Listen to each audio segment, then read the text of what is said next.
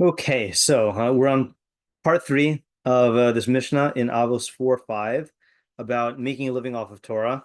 And I really had to, as usual, I changed all my plans last minute. And what I think I said we were going to do last time is we were going to finish off analyzing the Rambam. But I really realized we have so much to do in terms of the opposing view. And I think since this might be the last Pirkei Avos shiur of the season, I really want to give the opposition its due. So we'll review really quickly and not really dwell on it. And I think when in the end, when we come back and just try to conceptualize the machlokess a little bit, which I have no guarantees about, then we'll see what we get.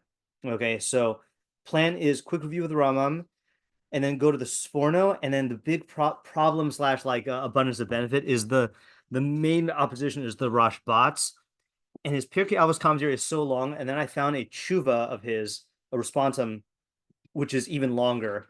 And I don't want to read the whole thing. I don't even want to read the whole thing in English. I mean, I've read it, but so we'll like get enough to get his view, and then we're going to try to understand the machlokess. Okay, and again, no guarantees.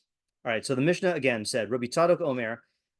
Rabbi Tzadok says, "Al tazim atarli his gadol behem velo kardam lachbor behem." Don't make the words of Torah a crown through which to make yourself great, nor a shovel to dig with. This is what Hillel said: one who makes use of the crown of Torah will pass away. You learn from here that anyone who benefits from words of Torah, his life is taken from the world. So we asked a bunch of questions, but the main question we ended up focusing on is what are the parameters of this practically, and what are the reasons for this. Okay, so the way we'll review the Rambam is just reading that statement in the Mishnah Torah, because that kind of summarizes it in the most succinct form. So the Mishnah Torah in 3:10, he says, Kol hamesim al libo sheyasok b'Torah v'lo yaseh malacha. Anyone who sets his mind on involving himself in Torah and not doing work, v'yisparnas min tzedakah, and taking livelihood from tzedakah, harizeh chilul es Hashem ubiza es Torah v'kiba mor hadas v'garam ra la'atzmo v'natachai min olam haba. That person desecrates the name of Hashem, degrades the Torah, extinguishes the light of the religion, and causes evil to himself and takes his life from olam haba. Lefisha asher lehanas b'divrei Torah ba'olam hazeh, because it's usher to get benefit from words of Torah in this world. Okay, so we ended off last time trying to define what each of these five things were, and we didn't get them so clearly into each of the categories. And I actually meant to go listen to my shiur from 2021 on this, but I didn't get a chance to. But in your own words, I guess, based on what we've done from the Rambam, how would you characterize the Rambam's main, like, what's the nature, the core aspect of his opposition to taking money for Torah? And remember, even though here the Rambam says being supported by tzedakah, really the Rambam showed that he's opposed to any taking of money for Torah, whether it's tzedakah or whether it is just kavod, like Rabbi Tarfon, using the Torah to save his life when he could have used his money, and certainly to impose like taxes on people and handouts, right? So like, what's the Rambam's core opposition here, in your own words?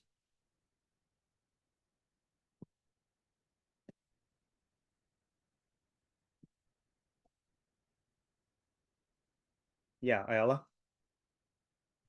From what I'm remembering, I think it's like using Torah in this like other purpose is kind of, I mean, I guess degrading is kind of synonym, but like making it seem like not as important in the eyes of other people. Right. Okay, good. Anyone else want to say add to that? Okay, so I think the two key lines are from his commentary on Pirkei Avos, Al tachashva kli parnasa. Don't consider it a tool for earning a livelihood. U'be'er v'amar shekol mi sheyehane b'divrei Torah.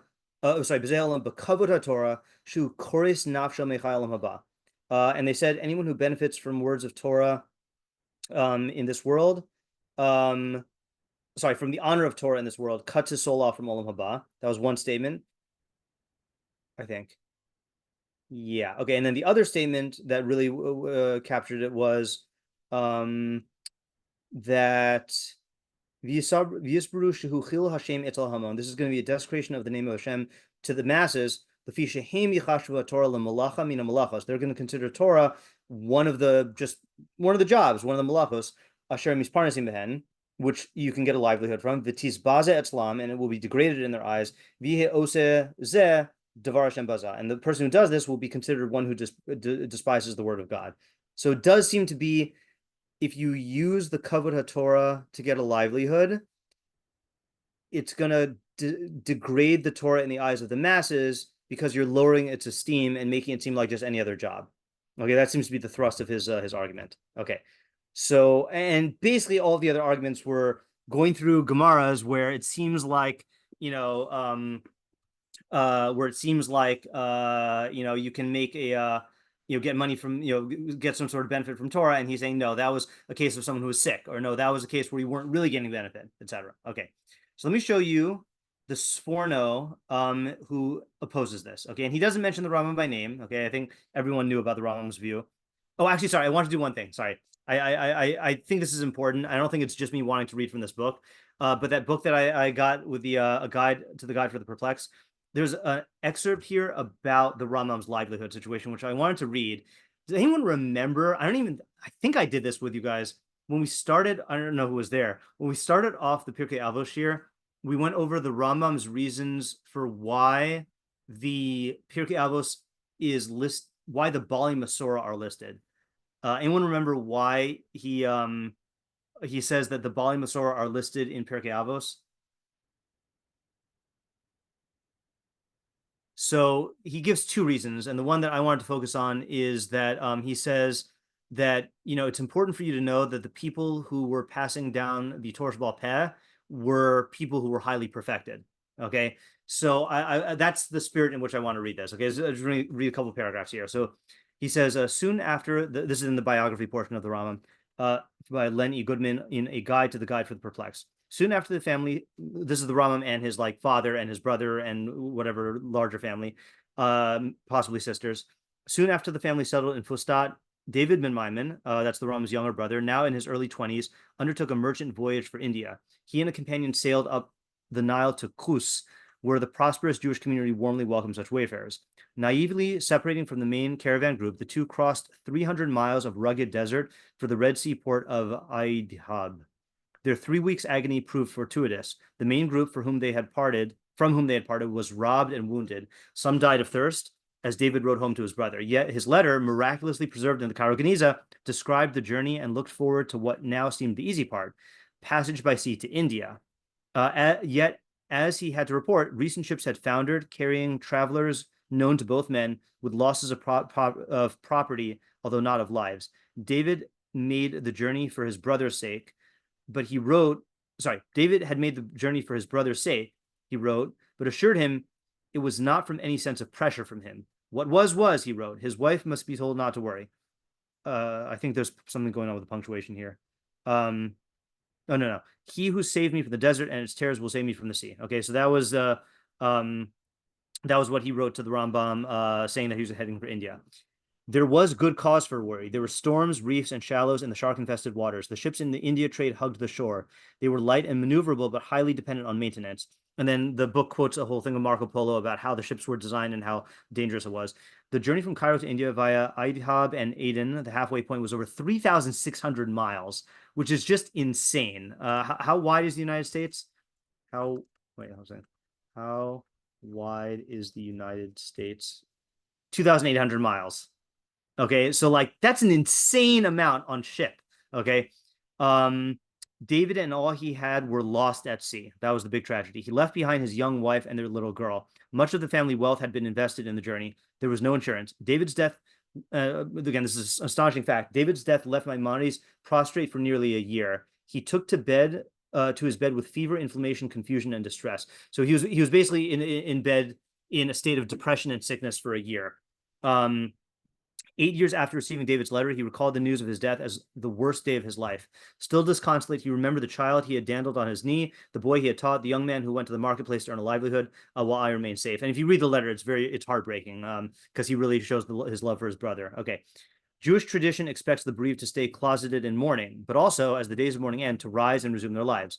No less than the patriarchs, Maimonides had responsibilities to shoulder. Clearly, he would be a scholar like his father. David was to have been the breadwinner. But things were different now. There was a practical problem to face beyond the theological quandary and the personal pain. Much had been lost at sea, and there was a family to support. Maimonides had never been idle. He had written and published from an early age and had practiced medicine and taught, but now the family needed a livelihood. Okay, then Goodman quotes our topic here about earning a livelihood, and then this is what I wanted to quote. Summing up the themes of Maimonides' halakhic magnum opus, Isidore Tversky, that's the Rav's son-in-law, famous Rambam scholar, writes, some of the most impassioned and protreptic, I don't even know what that word is, prose of the Mishnah Torah, for example, expresses his opposition to the existence of an institutionalized and salaried rabbinate dependent on the largesse of patrons or charitable contributions. The religious indignation, moral pathos, and de facto inflexibility of his position become even more poignant and meaningful in light of his own turbulent biography and its remarkable consistency in this area in defiance of all challenges, pressures, and temptations. So we were looking at the Rambam last time and the time before, saying, noting how sharply he criticized people who took money for Torah. But I just wanted to underscore that if anyone had occasion to take money for Torah, it would have been the Rambam. He would have been supported by everybody, and yet he was staunchly opposed to it. And again, he had to work for the last 30 years of his life, approximately, in a royal court and barely have any time to learn, for much of it. So it really is a thing that Rambam practiced what he preached. Okay. So now let's switch gears to the Sforno. Okay, so Sforno is nice, clean, crisp commentary. Okay, not to say that the Rashbatz is not, but Rashbatz is not short. So here's what the Sforno says. Okay, going on. Okay, here we go. And as usual, I've got the oh no, this is not entirely translated by ChatGPT. I went over this. Okay, Sforno says like this: Al tasim atar he's God him. Don't make them a crown to glorify yourself with. Ein safek, without a doubt. There is no doubt. Shahamishhtamish bekodesh letzorchei chol mechalel es hakodesh v'roy lemisa. Someone who utilizes holy or sacred things for mundane purposes desecrates the sacred, and he is deserving of death. Ka'amro, as it says, umesu bo ki yechaluhu. They will die because they desecrated it. Uvios divrei Torah kodesh kadashim, and since the words of Torah are holy of holies, hine ha'ose osam meleches chol, someone who makes them into a mundane job, v'tachlisa lachbor behem ochel l'chaye sha'a bilvad, o l'hasi kavod b'chaye sha'a, and his purpose is to dig with them to provide food or benefit for temporal life or for honor in temporal life alone, kamo ha'atara v'hakordom, like the crown or the shovel. Okay, so he's using crown to mean kavod and shovel to mean livelihood or benefit. Asher he's bar mehem shezeh tachlisam aharov, because that's the normal purpose of crowns and shovels, is glory and benefits. Hine zeh mechalal es hakodesh. This person desecrates the holy. Va'alzeh he's here zeh hachacham. That's what this chacham is warning about. Va'amar she'al kiyotze bezeh bilvad amar Hillel udish tamish b'tagal chalav.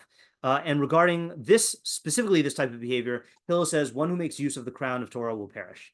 Okay, now, before we read the second part of the Sforno, where he explains the parameters that don't fit into the Mishnah, do you notice anything that is different about the way that Sforno is or is not talking about what is bad about using Torah for kavod or for livelihood here? Yeah, Tamar?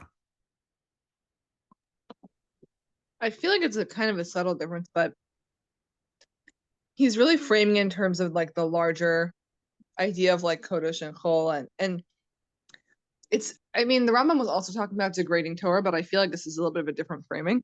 Correct. Okay, that's exactly what I wanted you to notice, which is the Sforno puts things in terms of kodesh and chol, or kiddush and being mechalel. Okay, Rambam, to my recollection, never uses that term. Okay, he does talk about chilul Hashem. Okay, but he never talks about the kedusha of Torah or being mechalel the kedusha of Torah, to my recollection. Okay, if you think I'm wrong, let me know. Okay, and I'll look again. Okay, so, and what framing from the Rambam was prominent in the Rambam, but is not mentioned by the Sforno, like that jumps out at you.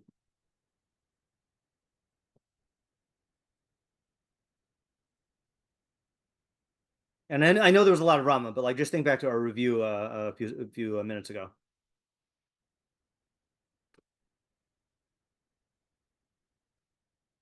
Yeah, tomorrow. I'm not sure if this is what you're pointing to, but the Rambam used the word like mivaza, I think. Oh, that is also true. Right. That is also true. That is related to what I'm pointing to. Let me ask you again. What is the Rambam caring about here? Like, what's his concern? Yeah, tomorrow. I don't know if this is his only concern, but he was worried about the Torah being degraded in the eyes of the masses. Right. And Sforno? More like a violation of the kedusha of Torah. Exactly, right. So in other words, Rambam does seem to be concerned with the effects of getting money from Torah, about how it's going to cause people to perceive it, and you're extinguishing the light of knowledge, and like you're causing evil to yourself. Sforno is focusing on like it's an improper use of something holy, okay?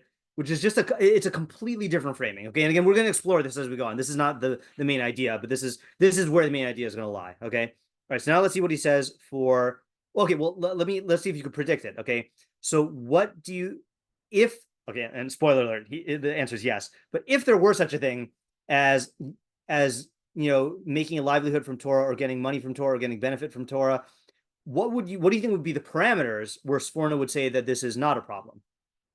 Or what would those parameters look like? Not the exact parameters, but like what argument do you think he's going to make that is going to result in more leniencies than the Rambam? Yeah, Ayala? Maybe if you can do it for something which is Kodesh still. Exactly. Okay, so let's see him say that. Yeah, Lauren? I guess just like a question about the Sforno himself, like what is he saying that like if you make it like a crown or like a shovel? I guess I'm kind of confused. Like a crown made versus to glorify, is it bad to glorify Torah, or it's saying like glorifying it yourself or your own self? The only clue we have so far is lachpor. So if you make it a meleches chol, a mundane job, the tachlisa lachpor behem ochel l'chai sha'a bilvad, to dig for food for temporal life alone, o lahasi kavod b'chaye sha'a, or to achieve honor in temporal life. And that's what he says. The crown is the honor, and the shovel is the food. Okay, got it. Thank you. Okay, so now let's see. It'll become clear when we see the contrast. However, hamishtadel lahasig behem chaye sha'a, if you are using them to get a temporal life, v'tachliso mechuvan bezel lahosif lekach iyun umase la'atmo o lezulaso. But if you are using the Torah for a temporal life, and your purpose is oriented in this to increase your learning and your depth and your action for yourself or for others, ein ze ela k'mishtamish b'klei kodesh la'avod avodas kodesh. Okay, then you're using holy vessels for holy avoda. Okay, it fits. V'ze amnam yisamis kasher yisbatel ha'adam batela demuchach. And this will become clear. This will become confirmed when a person abstains from his own work in a manner that is like conspicuous, okay, like it's clear. Lilamid lizulaso uloduno, to teach another person or to judge him. Kedemuchach beperek basar de ksubos, like it's written in the Gemara in Ksubos. Velze haderach amruzal shegozre gezeros b'Yerushalayim u'melamde hilchos shchita u'kmitza lekohanim hayu notlin scharam mitrumas alishka. So it's a very particular halacha, but it says that the people who would make decrees in Yerushalayim, which presumably are the judges, and the people who would teach the laws of shchita and kmitza, which is the scooping of the ketores to the kohanim, hayu notlim scharan mitrumas alishka. They would take payment from the temple treasury. That's why God commanded us to give gifts and Truma and Meiser to the Kohanim and the Levim. Amro lases manas ha-Kohanim ha-Levim l'man yechezku b'Torah Hashem. That's to strengthen the Torah of Hashem. And then one more line. That's what the Tana means when he says anyone who learns, who derives benefit from words of Torah takes his life from the world. Torah lilmod o lelamed o ledvar mitzvah einze nehene klal. Someone who makes his livelihood through words of Torah by either learning or teaching or for a matter of mitzvah, this is not being nehene from Torah. Shekavar amru mitzvahs lav lehanas nitu. We have this universal principle: mitzvahs are not subject to deriving benefit from. Okay, and that's talking about like physical benefit. Okay, and that has like halakhic ramifications. Okay, so let's just summarize the main points of the Sforno here. Okay, so unlike the Rambam, who focused on the detrimental effects of obtaining a livelihood or benefit from Torah, detrimental effects on the masses and on the the Torah scholar himself of obtaining a livelihood or benefit from the Torah. That's a very badly constructed sentence. The Sforno doesn't seem to mention public perception. Okay, instead he frames this idea in terms of me'ila. Okay, he doesn't use that term. There's the term, i.e., using a kodesh entity for whole purposes. Okay, specifically, if you make Torah into a parnasa for chai sha'a, okay, so this is temporal life, but your goal is just for temporal sustenance or temporal kavod, then that is what the Mishnah condemns, okay, condemns as being machalel es hakodesh. Okay, but if you make Torah into a parnasa for chaye sha'a in a manner which serves chaye olam, okay, and he gave examples, which is learning, teaching, doing mitzvos, okay, either for oneself or others, then this is like using klei kodesh for avodas hakodesh. Okay, and it's there's no desecration and no problem. Okay, and then the last part is similarly, this does not constitute nehene mi divrei Torah, because that hana'ah is a hana'ah exclusively for chaye sha'a. Okay, but in the cases above, the person is doing it for chaye olam. One more point. Hold on just a second. He also mentioned that this is muchach. This is evident when you abstain from doing other work in order to devote yourself to teaching or judging. Okay, I don't think he's limiting to those two cases, but it seems to be saying that is part of the ingredient. Yeah, who raised their hand? I just saw a hand go up. Yeah, Ayala. So just to clarify, this, he's saying it would be okay if a person is making money from Torah, but then using that money that he made from Torah in order to further Torah. Exactly. Yeah, and I kind of glossed over this really quickly, but this pasuk here, he says that's the whole idea of giving, of supporting the Kohanim and Levim. Laseis manas ha-Kohanim ha-Levim l'man yechezku b'Toras Hashem. That you're giving portions of to the Kohanim and Levim so that they would be strong in the Torah of Hashem. Okay, in the Torah of Hashem. So same thing. If you're paying someone to teach, and you're supporting them to strengthen Torah, like that's what they're doing, then that is clearly not a problem in the same way that giving to the Kohanim is. Whereas, for example, let's say you are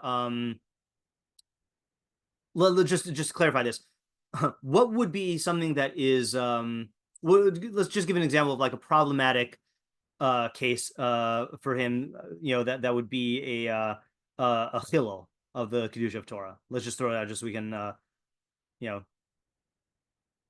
talk about this. And again, it's going to be in these two categories here. Could it be like if you want to become like a gadol hador and you're just learning for your own kavod? Is that Okay, right. So that's the interesting thing, right? So if you're learning for your own kavod, so then that would be being machalel, okay, right? And so certainly, if you, even if everyone else thinks that you're doing it for for like the right purposes, he would still say it's wrong, okay? Certainly, and I guess maybe I don't need to say this, but I'm saying it just because I'm trying to think of something that the Rambam would condemn as well.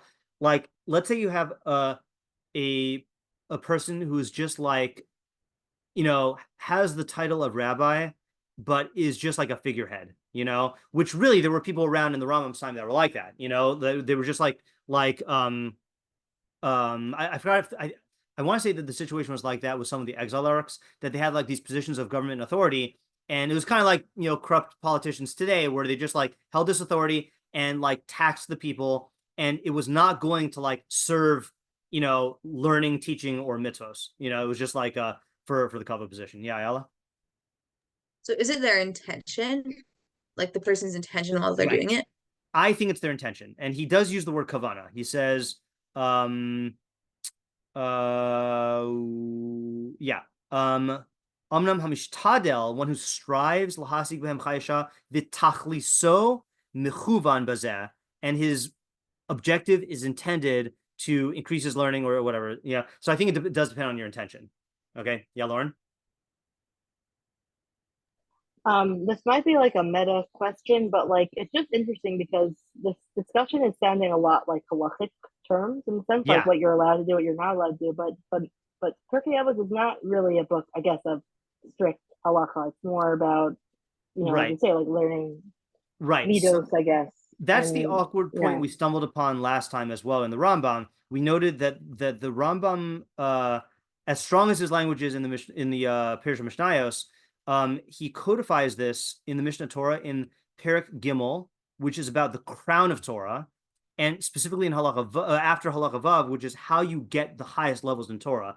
So even the Rambam doesn't seem to hold that this is halachic. That he seems to be saying that like for people who want a proper relationship to Torah, or who want Torah to be represented properly, then this is like essential. But yeah, but the funny thing is like people treat this like a halachic question, even though it does seem to be in the realm of ethics. So I'm agreeing with you. It does seem weird that like there's this very like it's strongly worded enough. Why is there an organ going on outside? Someone is playing organ music. It's the Toccata and Fugue in D minor by Bach. I don't know where it's coming from or where they're playing, but it's not rap, which is what they usually play. Okay. I mean, I'm not complaining. It's just very strange. Okay. No, but it's interesting because I could think of like practical questions. Like I know, like like for kids, obviously you want them to learn. You want them like learning, so like you'll give them rewards of raffle tickets and soda and whatever. And now even for adults, like there's this program where like if you do, I mean, I guess it means the reward for the test. Like if you do Shai Mikra every week and you take a test and you do well on the test, they give out money. Yeah, so, and it encourages people to do, the mitzvah of Shai Mikra. But then again, it's for your own benefit. So So what you're describing, we have a word for this, right? Of when you do learning and you get like little prizes and stuff, is lo lishma, right? So that's going to be the interesting thing with the Rashbatz. Okay, the Rashbatz puts this into the realm. So far, the Rambam, neither the Rambam nor the Sforno seem to have room within their parameters that they set up for lo lishma stuff, right? And you're pointing out that like developmentally, it seems like there are times when this is appropriate, right? Is that what you're saying? Yeah. Okay, all right. Hold on to that thought. Okay, let's go tomorrow. I'm still not really understanding like the case that is prohibited by the Sforno. I know we gave some examples, but I feel like unless a person is very disingenuous, like who really, like, how would a person really try to learn as a career, but not believe that they're doing it for Kedusha? You know what I'm saying? I mean, this is the big, I mean, I'm not one to talk about this because I'm not in that society, but this is the big problem with the people who learn in kollel all day. And like, again, I've seen people say that like, they know people who are just learning in kollel and who just don't learn. Like, they just don't know how to learn. They just sit there, and like the community supports them, or people who use it for other worldly benefits. And so unbelievably, there are people like this. I mean, thankfully, we live in a community where there aren't people like this, but some Shidduchim in the yeshiva world, the better guy, like a boy is considered a better guy, like, and girls only want to go out with full-time learners, so that incentivizes a lot of guys to just stick around in kollel, even if it's not right for them, so that way they could get a better girl, whatever, or and then the girl gets screwed over because she thinks she's marrying this kollel guy, and then turns out he's not really, such a great guy. Right. Or people who are in certain communities who don't work and just learn so that they can be under the poverty line, so they can get government benefits for stuff. I can think of a bunch of reasons for where they're literally using Torah to get a livelihood in this world, not for the purposes of kedusha and learning. Escape the army. Right, escaping the army. Right. Yeah. So it's very sad. Yeah, very, very sad. Yeah. Yeah, Shira? Yeah, my question I think was kind of like the opposite of Tamar's, but like it just seems kind of strange to me that like it seems I think this Sforno was saying that if you're learning or teaching Torah to advance your career, it's punishable by death, I think. Okay, no. So he is saying that if you so in this first sentence here, when he talks about the death thing, that's talking about the actual about actual. Actually, I don't know what case he's referring to here. But you go to 22:9. Let me just see where that is, because I don't think the punishment for Me'ila is death. I thought it was kares. But hold on just a second here. 22:9. But the point is that the thing with the death is talking about when you actually do real me'ila, like when you take things that are kodesh, like a korban or like the kalim of the Beis Mikdash, and you use that for your own purposes. The Rashbatz is going to give an example of this. Yeah, this is in 22:9. I'm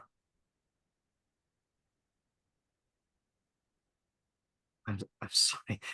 It would be less distracting if it were rap, but it's Bach.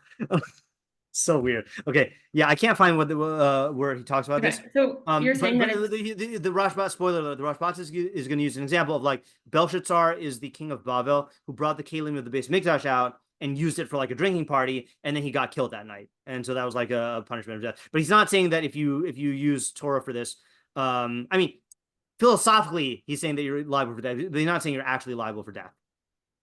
Okay. Yeah. Okay, so let's just say like there's a punishment. So it's just like kind of strange to me that somebody who might be using it for the wrong intention, but like is still advancing Torah learning. Like they're still imparting Torah values in their students. So like right. I feel like even if their intention is wrong, they still could be doing a lot of good. So like I guess I just don't really like people just might need to do that to have a career, like you said, like if they want to get benefits or whatever it is. So like So here's the interesting thing, which is that in the Rambam's, you're speaking the Rambam's language, which is trying to give reasons, like utilitarian reasons for why like this might be in service of the greater good, or like for needed for certain people. But it's interesting, in the realm of kedusha and chol, all we care about is, are you engaging the holy object in the correct way? Like it reminds me of like what's the story? I don't know certain parts of Tanakh very well, of Nach. What's the story where the Aron dropped and like someone went out and like grabbed it, and like you're not supposed to touch the ark, and like he died. Yeah, Lauren, do you know it? Yeah, so like with David HaMelech, when they were escorting it to Yerushalayim, and they were dancing a lot in front of it, and everybody was like getting really into it, and then I think someone held on to it, and then he died. Okay, right. But was it the thing that it was falling? So I think That what seems happened like- was they were carrying it on a cart instead of like the Levium or the Yeah, Kohanim directly holding it on their shoulders, which is like what they're supposed to be. right. Yeah. I think that's what it was. And then they were worried about the cart it falling off the cart. Yeah, I and seem to recall a case where someone had this good intention of he wanted to support the thing, the ark, so that it didn't fall, but you're not supposed to touch it. And so he engaged it in the wrong way. And like that is like part of the idea of like this idea of intrinsic, kedusha and chol, and like there are authorized uses for it and non-authorized uses for it. And like, not of an avihu, I mean, this is slightly different because they invented an avoda, but not of an avihu, having the right motives and trying to glorify Hashem by bringing the Eish Zara into the onto the mizbeach, to glorify Hashem, but like nope, they cross the parameters. So in other words, like what I'm trying to say is like the only question that kedusha and chol cares about is this part of the kodesh purposes or the whole purposes. The fact that you could do something that violates the kedusha and brings about other benefits, like that's very nice in the realm of benefits, but you're distorting the identity of the thing, like that's the framework he's trying to be in, and again, I'm not saying that we fully explained it, but that's like that is the world he's operating in. Okay, so let's dive into this Rashbatz. Okay, and the Rashbatz is siding with the Sforno, but you'll see with elements of the Rambam. Okay, and I don't know what I'm going to do. Okay, I just to show you here the so we're on page 15 out of 26. And the rest of this is the Rashbatz. Okay, so we're not going to read the whole thing.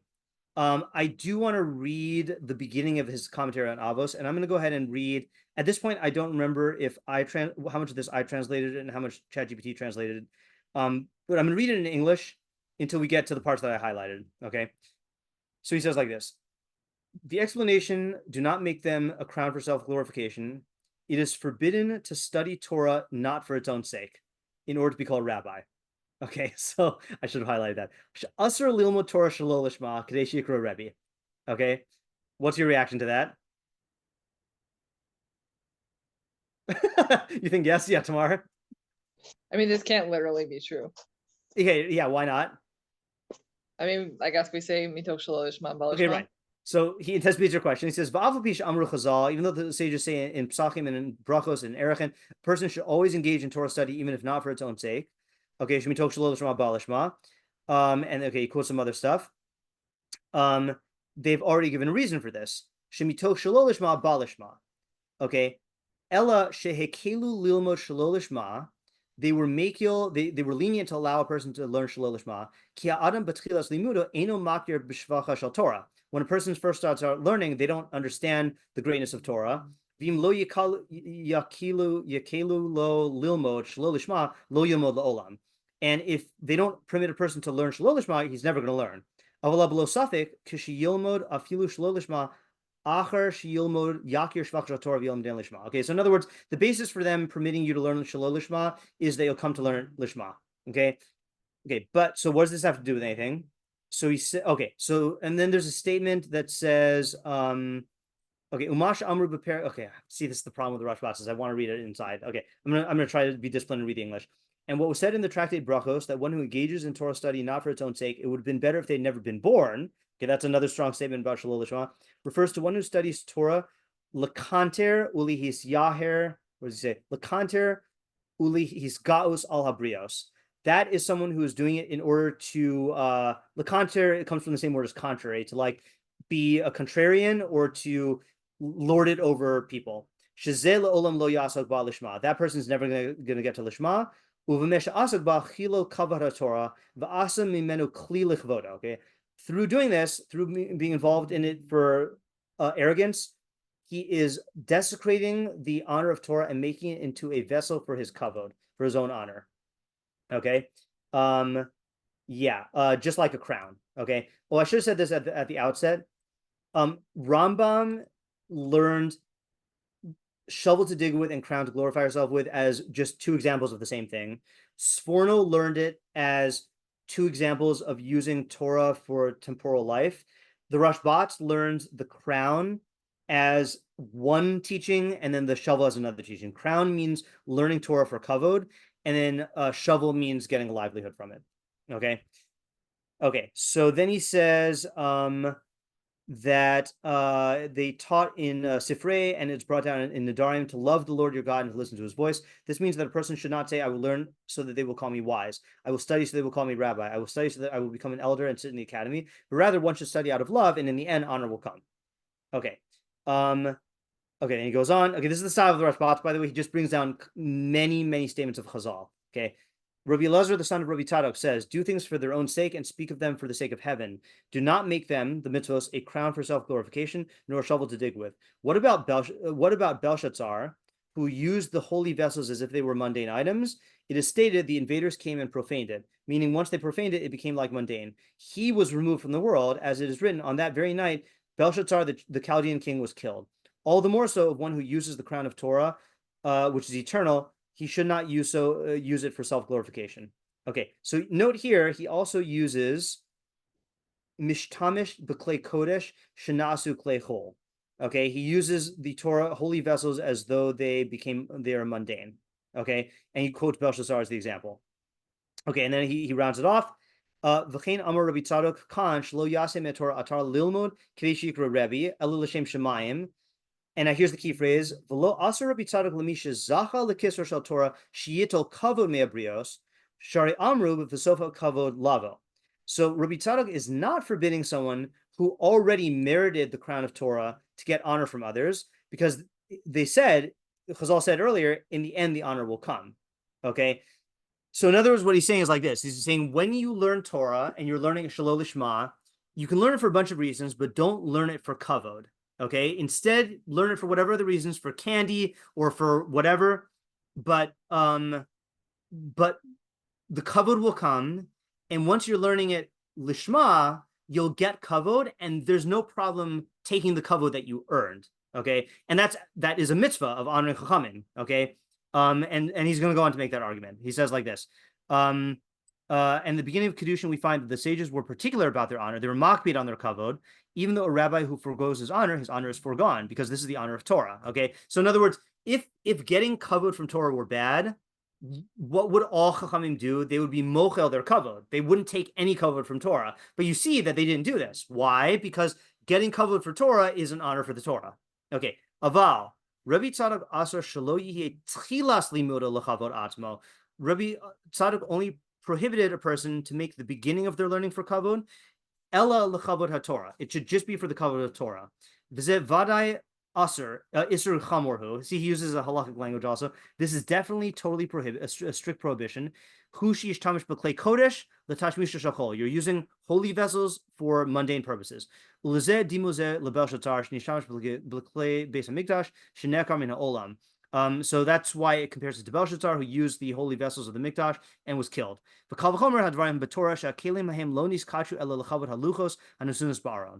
Okay, fine. Okay, so that is his first opinion about the first clause in the Mishnah. Yeah, Ayala? Is he making a distinction between, I mean, he seems to be making a distinction between the beginning and end of a person's learning, but yes, yeah. So it's that and it's not intention? Because I thought also that it was like intention of if he is doing it for the kavod. Yeah, so let me try summarizing. Okay, summary of Rashbatz. Okay, so don't make the Torah into a crown. Okay, it's almost like he's emphasizing the word don't make the Torah into a crown. Okay, meaning when you're at the beginning of your learning, okay, don't learn in order to get kavod. Okay. Rather learn Torah for its own kavod, okay, whatever that means. And in the end, the kavod will come to you. And at that point, there is nothing wrong with getting the kavod, okay, because you've earned the crown. Okay, so in other words, it is like a status type thing. So to answer your question about the intention, he's definitely prohibiting the intention, right? Saying like when you go into Torah, don't learn Torah so that you'll become a rabbi or that people will honor you. The honor should be in the back of your mind, just knowing that this is something that's going to come, but you should focus on the Torah itself. And then once you do get to the point where you have earned the crown of Torah, then there is nothing wrong with benefiting from it. Yeah, Tamar. This is kind of just an intuitive point, but I feel like there are two different types of kavod that can be applied to a person who's a big Torah scholar. Okay. Like I think that there's like the generic kavod of like this person is a genius, or this person's very successful, or this, like that kind of thing. Yeah. And that's maybe the type of kavod that the person thinks they're going to get if they're just learning Torah for the sake of kavod. Okay. But like I think there's a like different intellectual fame. Yeah, like intellectual fame, right. Like they're like yeah. But I think there is like, if you think about like the chachamim, like if you meet a gadol hador or whatever, or even just like a rav that you respect, the kavod is something different because it's really just a channeling of the kavod of Torah. It's a different thing. Right. It's not a personal kavod. Right. It is it rests upon the person, but it's not a kavod of the person. Right. I think it's a good distinction. Yeah. Okay. Was there another question? Yeah, sure. Okay, this is like a half thought, but what if learning Torah leads you to kavod not through like the learning, but like through how you're living your life? Is that a different That's a good question. incentive? Because it's like then Right. It's like, no, I want to be somebody that people look up to and respect, not because of my learning, but because they see me as like somebody who has good values, Right. and somebody who does nice Yeah, things. it's a good question. The way he talks about this, he does seem to be focusing just on the learning aspect of it. I don't know what he would say about whether that falls into this category or not. Yeah, I don't know. It's a fair question. Maybe it'll become clear if we get more from his analysis, but I'm really not sure. Okay, now he goes on to the making a living. Okay, so he says, Avchein asur lilmod. Oh, I put this in the wrong place. Hold on. V'chein asur lilmod Torah kedei lasos mimenu malacha kmo hakaram lachbor behem shekevan shu mischaven belimudo lasos mimenu kli lamasehu harihu moel b'kedushasa shel Torah kamisha nehana mina hekdesh v'chai misa b'dei shemayim. So same as the Sforno. Okay, right? So this first word, don't make the Torah into a shovel, is using Torah to make a living, okay, which is a form of me'ilah. Okay, again, the sages prohibited taking payment for performing commandments.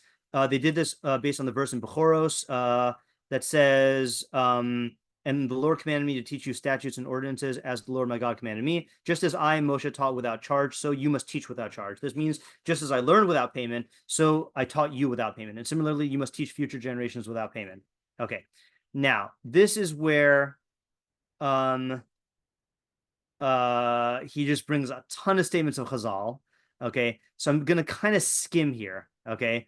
So first thing, so he brings down the statement about he says that teachers are allowed to be paid to teach children how to read psukim because they're really being paid for teaching the cantillation marks. Okay, and I think the Rambam also says somewhere that they're also being taught for paid for babysitting. Okay, they're not really being paid for Torah. Okay, then he says same thing with no,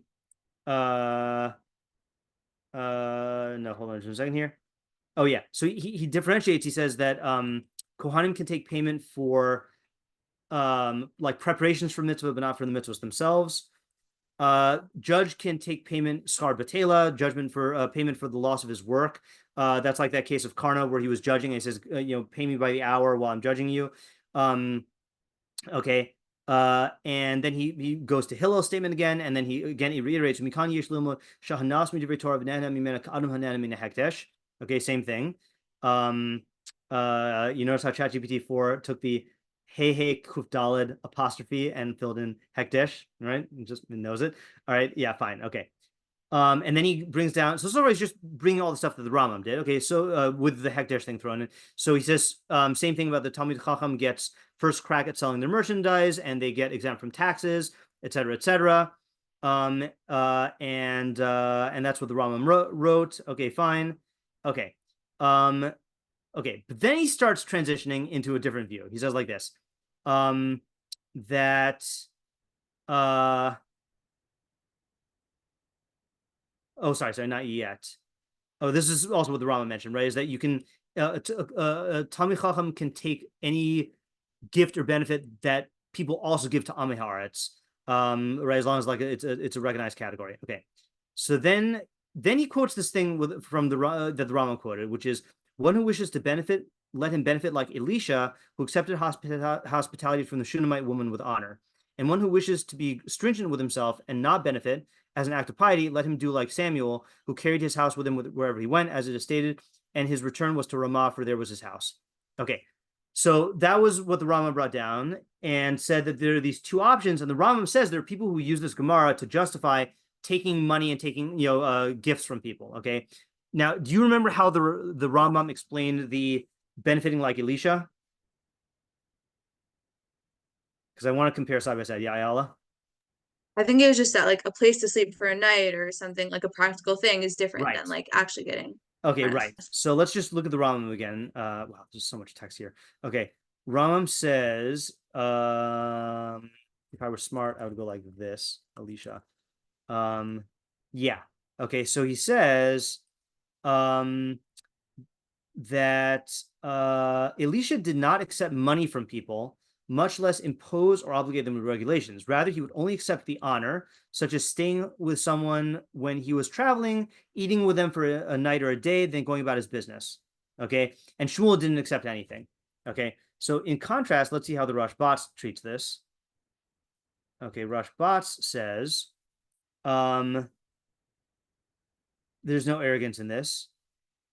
Oh, hold on a second. Oh, yeah. Okay. So he says, V'chein, so he quotes it the same way as the Rambam. He says, V'chein im habrios rotim lehisyaker bo. So too, if people want to honor him, lehesev imahim b'su'uda, he is permitted to honor them by accepting mutar lo lachavdam. It's mutar to honor them by accepting the meal. Kamosh amar Rabbi Zera kishaya soid b'veiso shel reish galusa yakirim demiakribi. He said about the exile, like he's honoring me. Kamosh niskover perek elu trevos. Ve'in kozeh bichlal neos midivri Torah. But this does not constitute benefiting from Torah. Avahu kvoda shal Torah. This is the honor of Torah. Ella imkin hu marbe sudaso b'chol makom shezeh mechalal haTorah. Unless you are making it a habit to eat everywhere, which is desecrating the Torah. Okay, so what is he doing here? So both of them are taking this case and saying, yeah, you could do what Elisha did.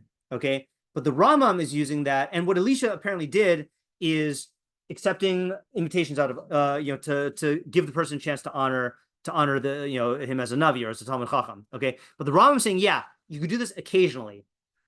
But what the Rashbatz is saying is, no, you can accept gifts, and as long as it's for the cover of the Torah, that's fine. But if you're just like eating out at a different person's house each night and like mooching off of them, if it's excessive, so then that is a desecration of Torah, right? So he's taking like the Elisha thing as like the floor, and saying you could go up, but just not too high. The Rambam is taking Elisha as the ceiling, okay? And so it's just very interesting. The Rambam said, with all the Gemaras he quoted, he says, like the Rav says, this is the halal, it's usher, and I know all the heterim and they're no good. He says, I know all the Gemaras, and the way you guys are learning them is unclear. The Rashbatz is now going to go through and learn all the Gemaras differently. Okay, so this is like an example of where he learns it differently. Okay, now he starts segueing into his main position. One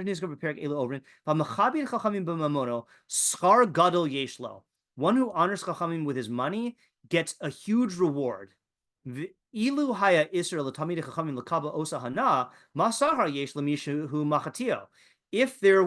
it were forbidden for Chachamim to accept the benefits, how could you say that someone who gives them money is rewarded? Okay, now where do you see that they're rewarded? Now, I regrettably realized 10 minutes before shiur that I did not use ChatGPT to translate all of the rest of this Rashbatz. Okay, so there's a lot more here. I'm going to just read some select portions, and then we're going to read his tshuva, okay, which I did translate, or ChatGPT did translate. Okay, so he goes and he brings just many proofs. So one is one that the Ram did not quote. Shekol hamevi doron letamid chacham ki'ilu hikriv bikurim. Someone who brings a gift to a Talmid Chacham, it's as if he's offering bikurim. Okay? V'amru biyuma perek ba'alo harote lanasech yain al gabi mizbech Yamale gronam shel tamid chachamim. Someone who wants to give a wine libation on the mizbeach should fill the granaries of a talmid chacham with yain. Ki kamosha bikurim v'hanasachim hem avoda kain lechavod Torah hi avoda. So similar lashon to the Sforno. Just as bikurim and wine are avoda, so too, if you do this to honor the Torah, then that's avoda. So giving to chachamim is honoring the Torah. Okay. Okay. Then he quotes the same thing about if a talmid chacham is sick, then of course you support him. Okay, fine. Then he said, okay, so then he quotes the Rabbi Tarfon story. So just a reminder, Rabbi Tarfon was eating grapes that were halakhically heter, but the owner of the vineyard had been a victim of thievery for the entire grape season. So he put Rabbi Tarfon into a sack, didn't know it was Rabbi Tarfon, and was going to throw him into a river. And Rabbi Tarfon said, "Woe unto me, woe unto Tarfon, because this guy's killing him." And the guy recognized Rabbi Tarfon and let him go. And Rabbi Tarfon, for the rest of his days, was anguished over this because Rabbi Tarfon was rich and he could have just bribed the guy and never revealed that he was Rabbi Tarfon. But since he revealed it, he was nene from the Kavod of Torah. That's how the Rambam learned it. Okay, he got hana from the Kavod of Torah. So how does the Rashbatz learn it? Very simply. Okay, he says, "Ubavadai she'ein kol adam chayav lasos kain limcho lamisha make oso." Certainly, not everyone is obligated to pardon someone who's beating him up shalokidin illegally. Kihu bedin achal. Rabbi Tarfon was eating these grapes in a legal manner. V'lo hayu makino so bedin, and this guy who was beating him up was not doing it legally. V'huadin kol misha ki misha mitztar al shnishtamesh b'kisur Torah ena midas kol adam. So too, someone who is aggrieved by deriving a use from the kavod, from the crown of Torah, that's not the midah of anyone. The tosefes chasidus haisa, that was just added piety, added chasidus. Alpha pishai ashir gadol.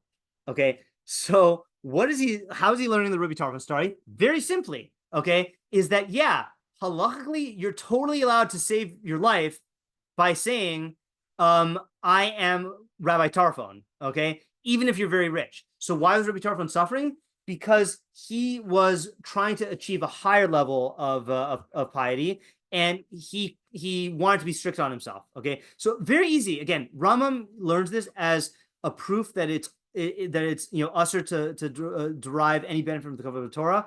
The Rashbatz says no, this is a high level of midas chasidus.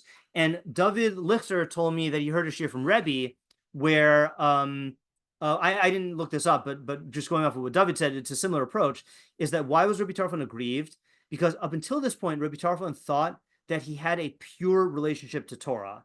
But when he was in a situation where his life was in danger, and he could have said, "I'm rich, I'll pay you," or I'm Rabbi Tarfon. He said, "I'm Rabbi Tarfon," and that revealed to him, it gave him self-knowledge that his relationship to Torah was tangled up in kavod to a certain extent. And that's why he was aggrieved. So both the Rashbatz and Rabbi Chait's interpretations are saying, Rabbi Tarfon is not the baseline. This is above and beyond what a normal person does. Okay.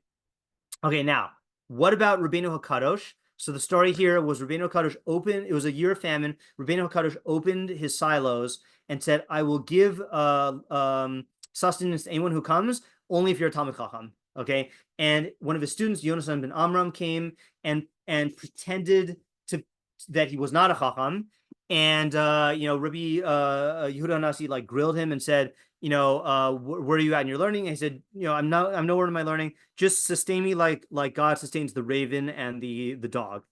So Rabbi Yehuda Nasi gave him sustenance and then sent him on his way. And then Rabbi Yehuda Nasi later on regretted it, and then because he supported an Am Haaretz, and then the guys who were present said, "No, that was your student," and so that was so he was only masking his identity as a Talmid Chacham because he didn't want to take benefit from the Kavod of Torah.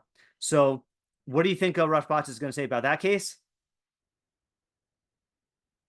Very easy answer.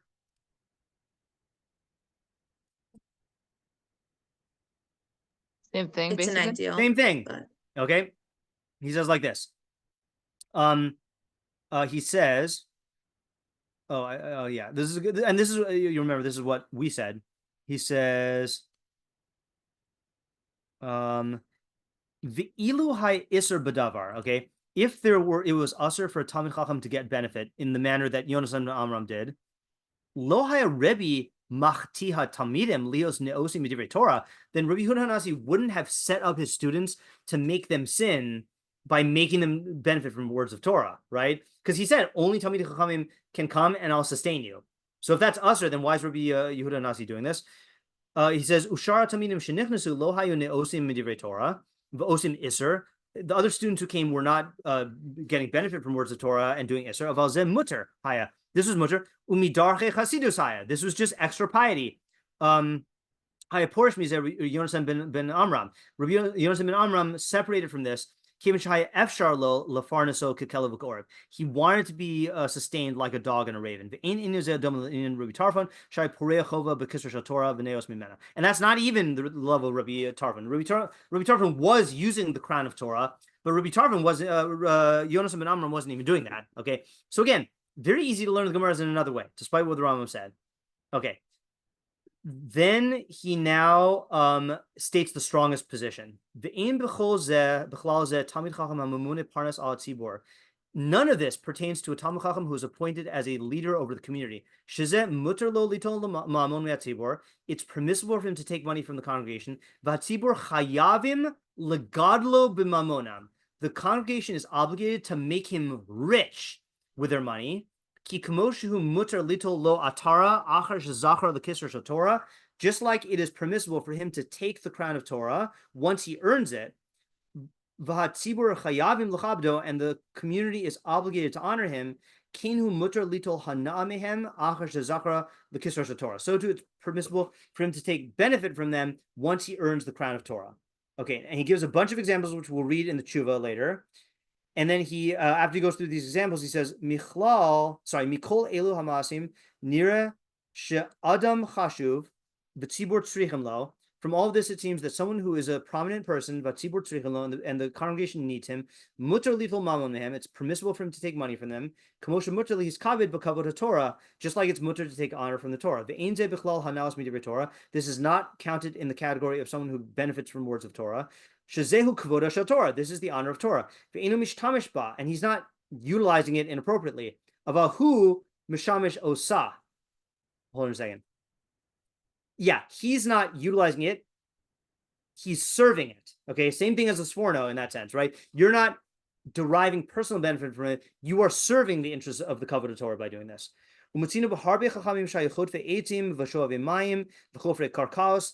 So all these cases that the Rambam quoted, where he had Chachamim who were wood hewers and water drawers and ditch diggers, this was either their piety, o kodem higim lihios rosh yeshivos rosh seder, or it was before they got the positions of prominence, or they didn't want to impose this on the community. But there's no prohibition in this, as it seems from these things. Okay, and that's basically the end of his hold on just a second. Oh yeah, I'll read one more paragraph after. Yeah, tomorrow. I think I'm slightly confused about what his position is, because is he saying that if he's holding that all of these chachamim had it was a higher level that they weren't using the Torah? Yeah. So is it good to use the Torah, or is it like not good? Well, he's not saying it's objectively higher level. He's saying it's midas chasidus. Okay, and to quote the Rambam, just because you see a chassid do something does not mean that it's intrinsically on a higher level. That he said there are cases where chachamim did like crazy things, and it was for their own perfection, but not that objectively this is a higher level. So that's what I don't know what Rashbatz's model of midas chasidus is, but I would assume it's something like that.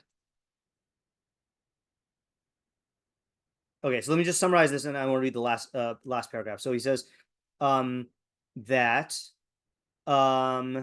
if once a person earns the crown of Torah, not only is it mutter for him to benefit from Torah monetarily, but the congregation is obligated to to make him rich. Okay, because all of this is for the kavod haTorah. Okay, again, we'll see this more in depth in the tshuva in a second. Okay, yeah, okay. Now, one paragraph here, okay, which is a bit of a autobiographical thing. This is what we rely on in our own practice. Little prosmet tzibur, to take a payment from the community, lihismanos rav v'dayan alehem, to be appointed as a rav or a judge over them. V'lo nahagnu heter batmenu ela achar shenasanu v'nasananu b'zeh kamo shekasavnu b'kuntres aruch sheyesh lanu. And we didn't do this until after we deliberated on this a lot, as I've written up in my pamphlet, which I think is what we're going to read. V'rau oso gedolei hador hazakenim v'amru yashar v'yashar. And we saw that the great people of the generation, the elders, said that this is totally fine. V'chein re'inu heter zeh nahug elu el hagdolim asher lefanenu chasidim v'anshe ma'aseh hagaonim rabbanim asher Tziparnim Ava Mikresenu. Okay, so we've also seen the great Hasidim and men of deeds and Gaonim and Rabbanim doing this. This is a funny statement, whose fingernail is thicker than our bellies. Okay, that's like some sort of praise. V'yaduahu ki tachlis tashmishenu lifnei chachamim lo haya kedei leisha barosh.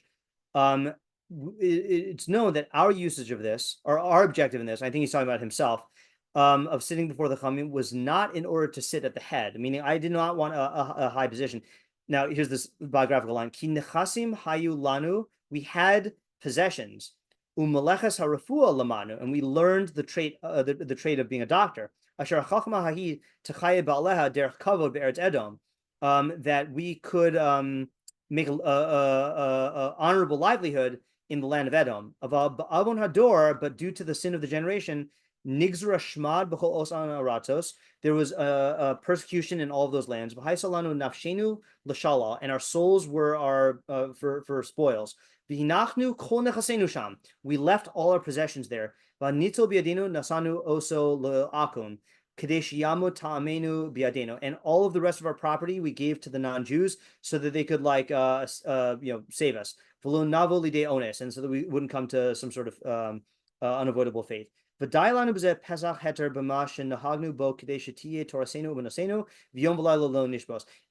of a heter for us that to have the Torah be our livelihood and to not stop learning day and night.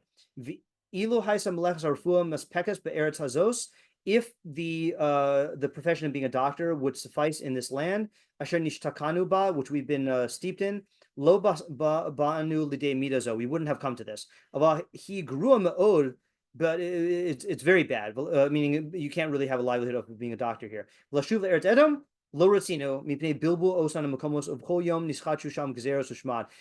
you say we should go back to Edom. We were not going to do that because of all the problems that are there and the chaos and the decrees and the inquisitions. Uman denachis lechivya fabala medachile kamoshis karno midrash rus midrash chazis. Oh, this was a good phrase. I looked this up. Hold on just a second. Let me see if ChatGPT can translate it. Please translate this.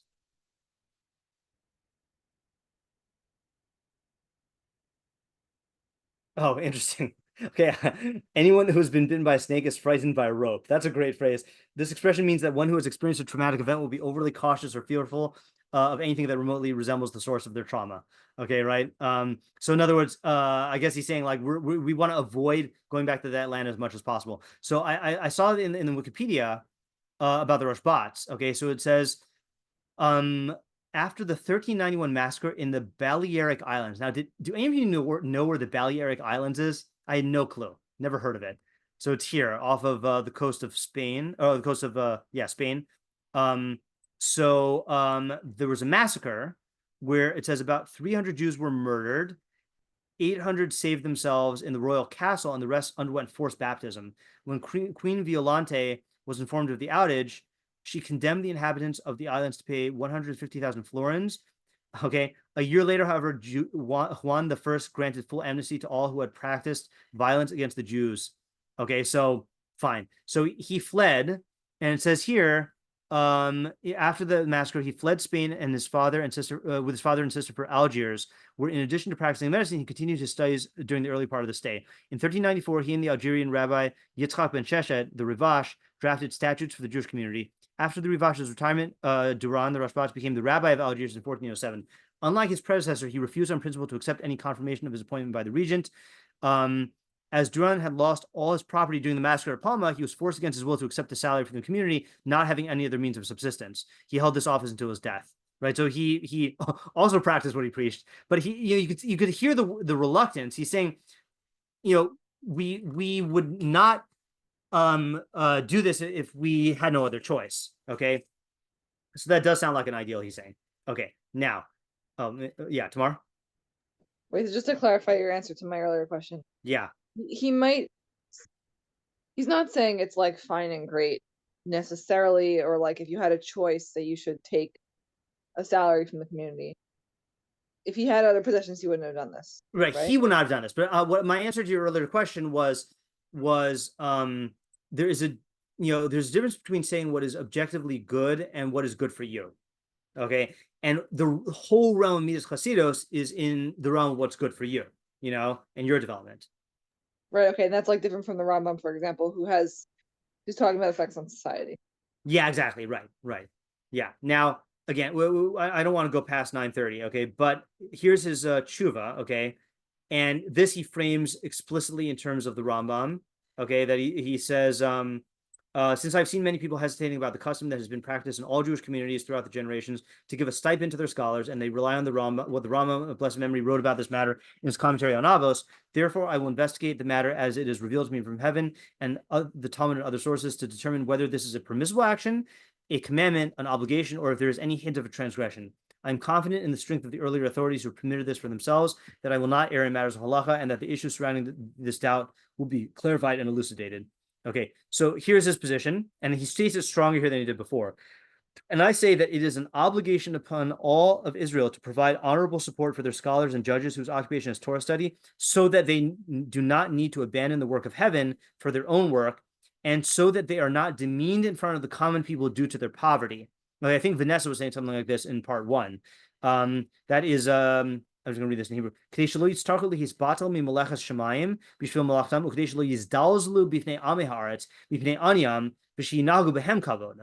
so again, this is like what we see today.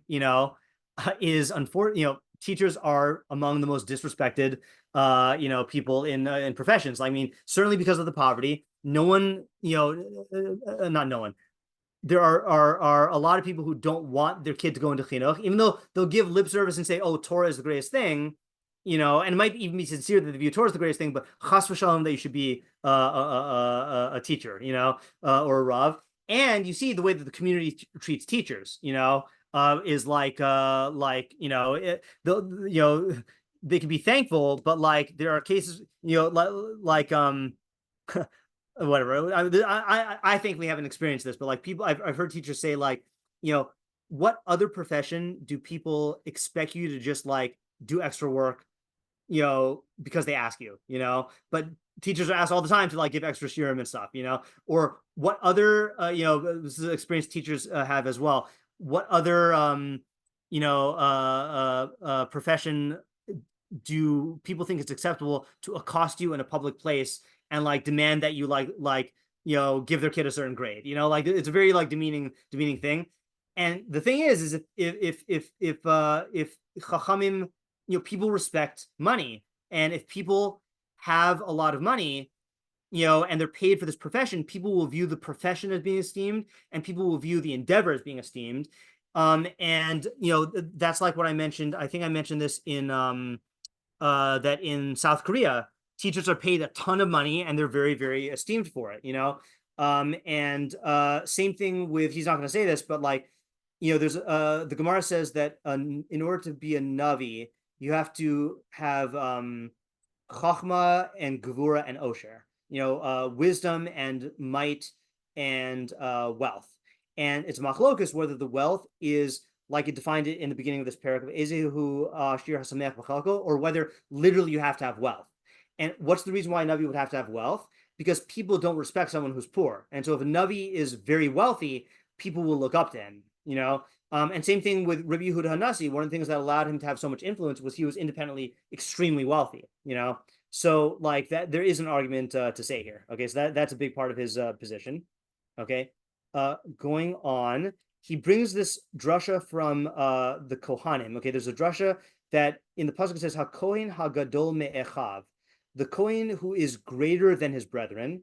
But the drasha is Shehe Gadol Me'echav Banoi Uvakoach Uvachachma Uvosher Acherim Omri Minan Sheim Ein Lo She'achav HaKohanim Megadlinoso Tamlor HaKohen HaGadol Me'echav Gadlehu Mishal Echav. So there's a position in the Gemara that with the Kohen Gadol, he has to have more wealth than his fellow Kohanim. Okay, because again, it's a position of kavod. And some say that if he doesn't have wealth, then the other Kohanim have to make him rich. Okay. And then he gives there's a hand up a second ago? Yeah, it's a question, I guess, on his whole what Sure. you were just talking about with the teachers and everything. Like I totally agree. That we should be paying our teachers more. I guess I just wonder how we reconcile like that idea with, is this a Pirkei Avos like pas b'melech? Right. Am I saying the right thing? Like you should Pas b'melech really, like right. Yeah. be So the quick satisfied answer, on small things and right. yeah, live a humble The lifestyle. quick answer to that is the way that the Rambam codifies the phrase kaki darcha shatora, pas b'melech tochal, maim b'meshura tishte uv arz atatishon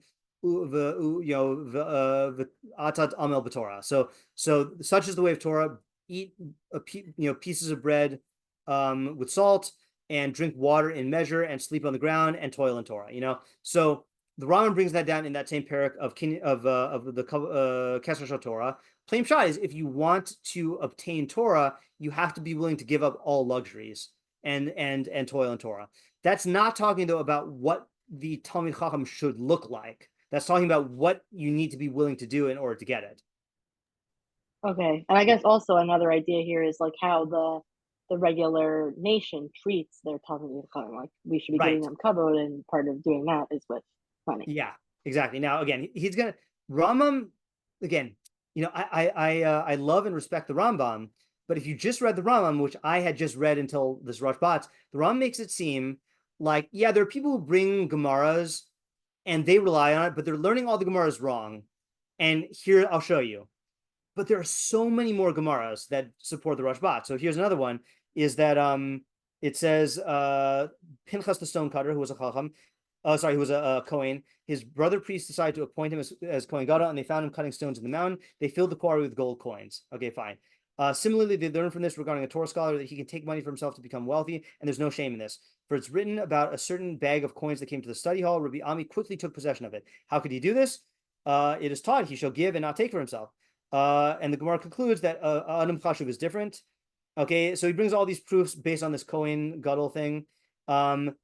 And you see here that a Kohen, Mamzer Amharz is greater than Kohen Gadol, and therefore, like all the kavod that you give a Kohen Gadol, you should really give more to a Mamzer.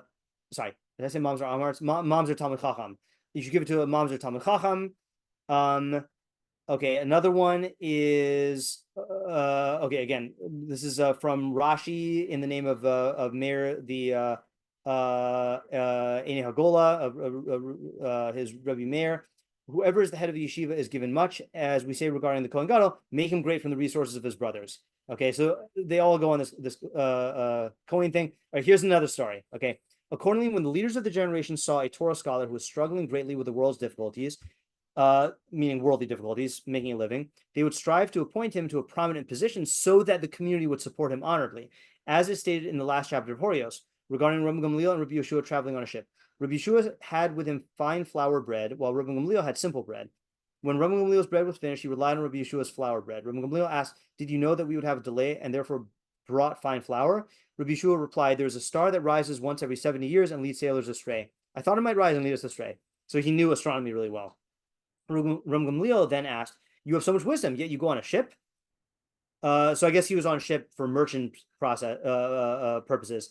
Rabbi Yeshua responded, before you marvel at me, marvel at the two students you have on land, Rabbi Elazar ben Chisma and Rabbi Elazar Hagadol, who know how to estimate all the drops in the sea, yet they have no bread to eat or clothes to wear. Rabbi Gamliel then decided to appoint them to prominent positions upon his return to land. He sent for them, but they did not come. He sent for them again, and they came. He said, do you think I'm giving you power? I'm giving you servitude. If today you will be a servant to this people and serve them. That's a reference to like a king. Okay. Thus, Rabbi Gamliel, who was the leader of Israel, knowing the hardships of the Torah scholars and that their wisdom in all those measurements did not enable them to support themselves, appointed them to prominent positions so that Israel would support them with their wealth. Rashi of blessed memory explained this there similarly. Okay, now, so this is another Gemara that the Rambam didn't quote. And furthermore, Rambam said that no one in the Gemara rebuked the members of their generation for not helping Torah scholars who were poor. But that seems to be exactly what Rabbi Yehoshua is doing to Rabbi Gamliel, right? He's saying, you have two students who are poor and can't even eat bread. So why are you talking about me getting a living? And Rabbi Gamliel went and appointed them, and then they got money. Okay. Okay. And okay, going on. Yeah, here's another one. Rabbi Yeshua said to Rabbi Gamliel, and because this responsibility falls on the leaders of the generations, Rabbi Yeshua said to Rabbi Gamliel, woe to the generation whose leader you are, this is a rebuke, for you do not know the suffering of Torah scholars or how they sustain themselves, as is written in the Gemara Brachos 28a. It implies there that Rabbi Yeshua was sustaining himself with difficulty, and Rabbi Gamliel saw the blackened wall of his house and said to him, from the walls of your house it is evident that you are a blacksmith, meaning either a coal maker or a blacksmith, for the blackness of the walls could not come from anything else. It appears that Rabbi Yeshua performed his work in private, for in public it would have been forbidden for him since he was the head of the court, as is stated there. Fine. And since he was the odd beis din, he couldn't work in public.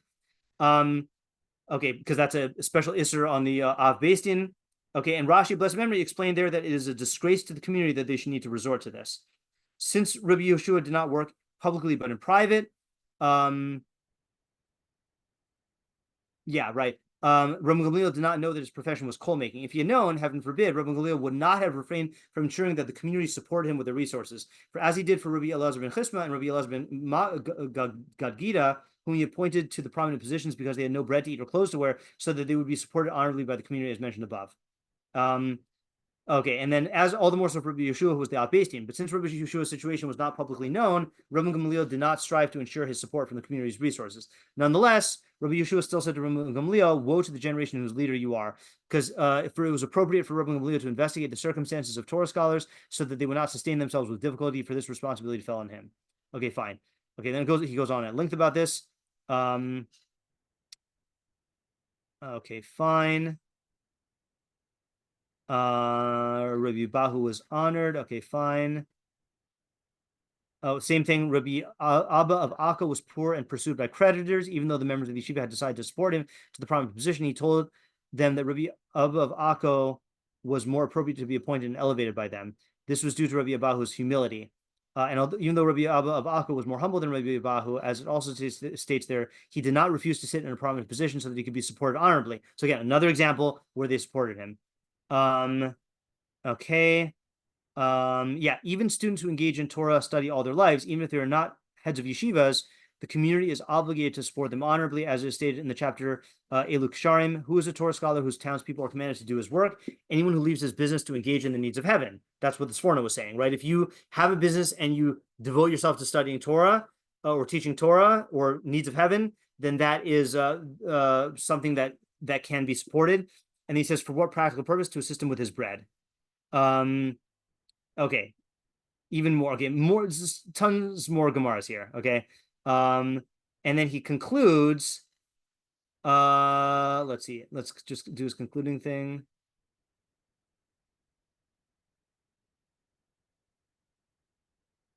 Okay, yeah, fine. According to Midrash Tanchuma and Parshat Tetzaveh, there's a story of a scribe who went up from Jerusalem every year. The residents of Jerusalem recognized that he was a great man in Torah and said to him, release from us 50 gold coins and stay with us. So they not only let him stay like Elisha, they gave him 50 gold coins. Okay. This is another good one. Also find in the Bryce of Kinyan Torah that Rabbi Yossi ben Kisma said, once I was walking on the road and a certain old man met me and greeted me, and I returned his greeting. He said to me, Rabbi, from what place are you? I said to him, I am from a great city of scholars and scribes. He said to me, would you like to dwell with us in our place? I will give you thousands and thousands of gold dinars. I said to him, my son, even if you give me all the silver in the world, I will only dwell in the place of Torah, as it is stated in the book of Psalms. Rabbi Yosef ben Kisma refrained only because he did not want to leave a place of Torah, not because there's any hint of transgression in the matter. So again, this guy is offering to pay for him to live among them, presumably to benefit through his Torah, and he didn't say that there was any isser there. Okay, fine. Okay, more Gemaras. Okay, another Gemara, right? It's in Rav Amram Gaon, not a Gemara. Rav Amram Gaon says, in the times of the Gaonim, our teacher Rabbi Yaakov, the son of Rabbi Yitzchak, sent us 20 gold coins, 5 for our needs and 15 for the yeshiva fund. We blessed and prayed for you and your descendants, and made blessings be fulfilled in you and your offspring and your offspring's offspring. So that's sending the money on a regular basis.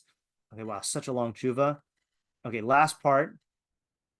So at the very end, he says, Hine nispar tzad echad shel chiyuv b'inyan zeh hu shehatzibur chayavim lefarnes chachmei doram lefi kvodam ukvod torasim v'zeh davar Torah.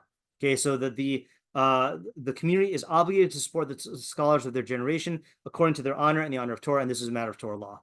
Okay, so from that whole thing, we just got one new point. Okay, or really, I went too far. Okay, which is there are many Gemaras which state or imply that the community is obligated to make Torah scholars wealthy so that they and their Torah will be respected, and so that they won't be degraded by the Amei Haaretz on account of their poverty. Okay, so now, okay, we're almost at the end of the time. Okay, but now the question is, what is the machlokess here? Okay, so to sum it up, okay, we have 3 basic positions. Okay, we have the Rambam, who holds that taking money for Torah will cause people to think of Torah as just another job, which will cause them to degrade it, and this will be a chilul Hashem. Okay, Sforno says taking money for Torah for temporal life is like using holy vessels for mundane purposes, okay, and is liable for is like conceptually liable for death, okay. But taking money for Torah for temporal life, which you will use to serve Torah itself, is like using holy vessels for avoda, and is good. Okay, then you have the Rashbatz, who says similar to Sforno, okay, but we are obligated to enrich Torah scholars for the kavod, for the honor of Torah. Okay, and to not do so would be a degradation. Yeah, so this is just a really interesting machlokess. I mean, it seems like the Rambam and the Rashbatz are speaking the same language, but it seems like a machlokess about what people will do, right? So, like, you got to wonder, like, is this they have a machlokess about, like, human psychology? That, like, the Rambam says people will come to to think that this is going to happen, and the Rashbatz is saying no, to the opposite. Like it's hard to see where they have that. And then what's also hard is the Rashbatz bringing in the Sforno, which when we just read it in the Sforno, it was like an intrinsic argument that you can't misuse this. It doesn't matter all about Kavod HaTorah, but the Rashbatz does start off that way by talking about Belshazzar, but then he starts saying that, like, no, it's about Kavod HaTorah, and like those are two different arguments. So the question is, how do they go together? Yeah, Lauren? I don't know for the latter question, but I'm just wondering how much of this differences has to do with like their societies and where they were, like Right. I mean, you could say that. I mean, and that, to me, what makes sense in terms of, like, again, I'm not a posek, I'm not poskin, but to me, what makes sense in terms of practice is, yeah, if what the Rambam is saying is true in your society, then even if it's not a technical isser, then you shouldn't degrade Torah. Like, and it's bad if people do this, and it's gonna have all the bad effects that the Rambam says. On the other hand, if you're in a society where this will be good for Torah, then you should do what the Rashbatz says, you know? Yeah, tomorrow. Just something else I think is interesting is that in terms of the effects on society, you could have both of them, both of these things that they're saying be true. Meaning you Right. could have it be that it's bad when people think the Torah is just another job, and people also don't respect poor people. Right. That You know, is true. and those could both be true, but for some reason each one is just bringing down one of these concerns. Right. Well, also the yeah, that's true. That's a good point. Right. Yeah, what kind of machlokess is that? Yeah. Ayala? Or are you frozen? You were freezing a little bit tonight, but it looks like you're frozen right now. All right, we'll see if Ayala comes back. Yeah. So, oh, you there? No. Okay. Yeah. So this, yeah, oh, I can hear you now. But it's, yeah, go ahead, try talking. Oh, it sounds really bad. I mean, doesn't sound bad. I can't hear you at all. Yeah. All right. So I think we need to wrap up for tonight anyway, because I gotta get up early tomorrow. I semi apologize that this ended up being so much more factual than I had anticipated. But you know, honestly, I can't speak for you, but for me, who has read this Rambam a lot, and the Rambam was the main sheet that I was exposed to, seeing, and again, I only read like less than half of it, seeing how many Gemaras the Rashbatz has, and how he just rereads the Gemaras that the Rambam says there's only one way to read, to me, it had a big rhetorical impact that, like, yeah, the Rambam was trying to go heavy on this rhetoric, but there is ample support for this other view, and there's conceptual support. Like, I get what the Sforno is saying.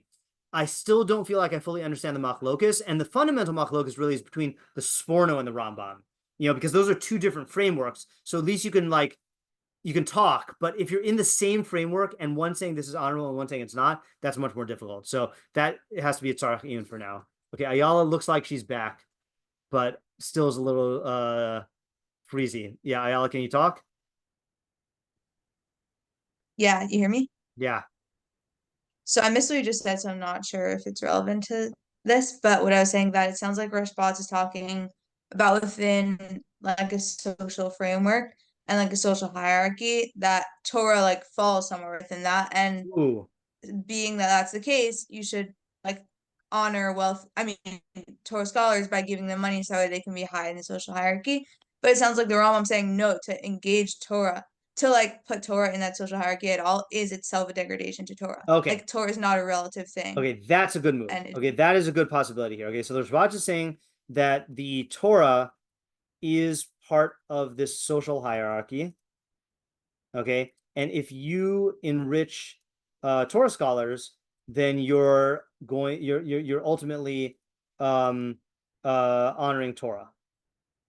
Okay, the Rambam views kavod haTorah as an absolute, which is not on the hierarchy, and therefore any attempt to put it in the hierarchy is going to intrinsically degrade it. Okay, even if the Talmidei Chachamim do receive more honor.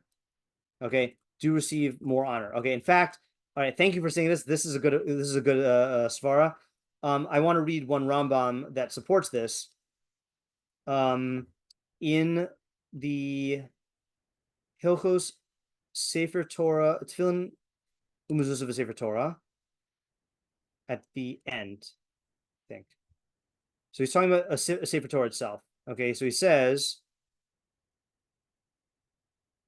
Kol haroeh Sefer Torah kishu mahalech chayav lamon mipanav. Anyone who sees the Sefer Torah in motion is obligated to stand up in its presence. And everyone remains standing until the guy who's walking with the Torah passes and reaches his place. Or until it's concealed from their eyes. Then it's permissible to sit. Umutar liyachid. Oh, I'm not going to read all these. This is longer than I thought. Oh, here we go. Hi mahalak mimakum lamakum. No.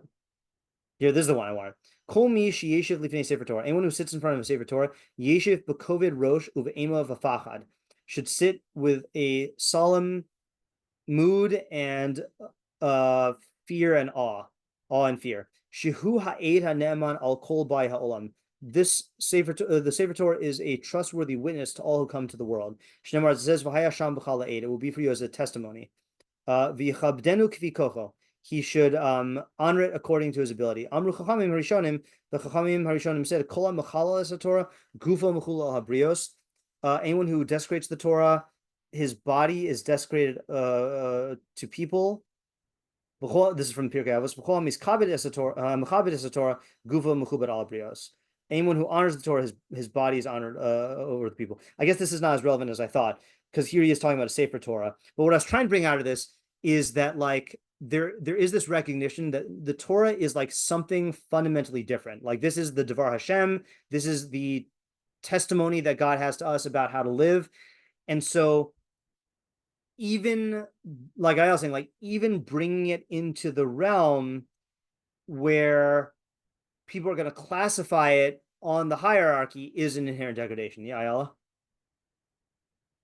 Maybe instead of making it about, like, maybe the Rashbatz would also agree that Torah is intrinsically beneficial, and bringing it into social or whatever would be degrading it. But the question is about Talmidei Chachamim. Our Talmidei Chachamim, like, they're people, so they do, like, even though the Torah doesn't fall into the social, whatever, like, they do, so we have to honor them through this. Or the Rambam would say, no, Talmidei Chachamim are just like, they symbolize the Torah, and Okay. in that sense, like, we shouldn't even bring them into the social. Okay, right. So maybe the Rashbatz agrees that covenant Torah is a different sort of thing, and shouldn't be brought into the hierarchy. Okay, but the machlokess, is on Talmidei Chachamim. Should we? Well, here's the thing. Just give me 1 second. See, I'm going to ask you to say what you said again after I just bring a point here, is that everyone is going to hold that there is a mitzvah to honor Talmidei Chachamim, and that the honor of Talmidei Chachamim is really an expression of honoring the Torah, right? So why by money? Can you state what you said in terms of if we're giving them money, how that changes the dynamic? So maybe, I mean, I guess I have to think about it for a minute, but maybe according to the Rashbatz, like, I feel like money is a different type of, that's like a relative value system. I mean, yeah, I guess like a relative, like, yeah, value system more than, let's say, honoring them by standing up or showing them respect, like, as, like, the same way that you'd stand up for a Torah. Right. And so according to Rashbatz, you would even, like, Talmidei Chachamim would fall into that, like, societal hierarchy in terms of power and money and honor.